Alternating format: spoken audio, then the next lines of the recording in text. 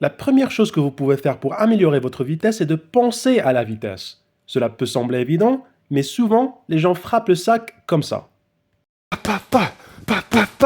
Avec peu de vitesse. Si vous pensez à la vitesse des coups de poing, votre vitesse augmentera immédiatement.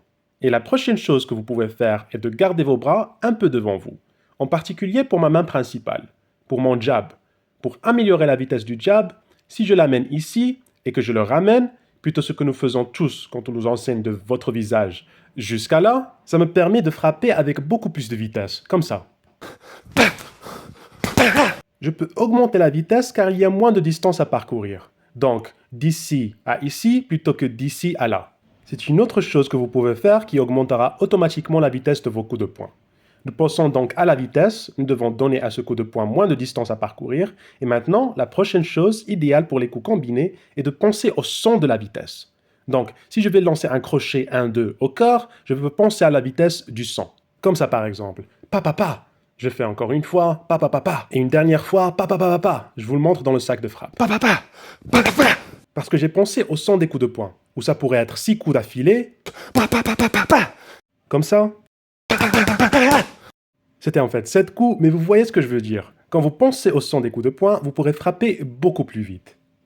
Alors maintenant, la prochaine chose sur laquelle nous allons travailler pour augmenter la vitesse est le mouvement de votre corps.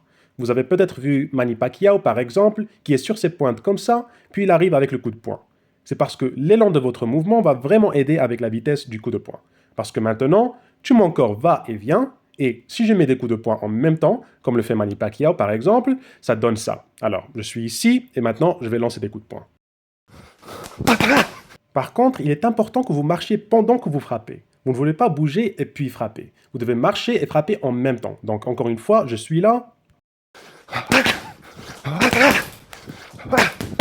Donc maintenant, nous avons 4 choses sur lesquelles vous pouvez travailler. La première chose à faire est de penser à la vitesse. Si vous y pensez, vous allez frapper plus vite.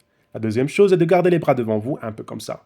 La troisième chose est de penser au son des coups de poing quand vous les lancez. Comme ça. Pa pa pa, pa pa pa. Et la quatrième chose est le mouvement. Maintenant, quand vous les mettez tous ensemble, ça va ressembler à ceci. Je continue à bouger, je bouge.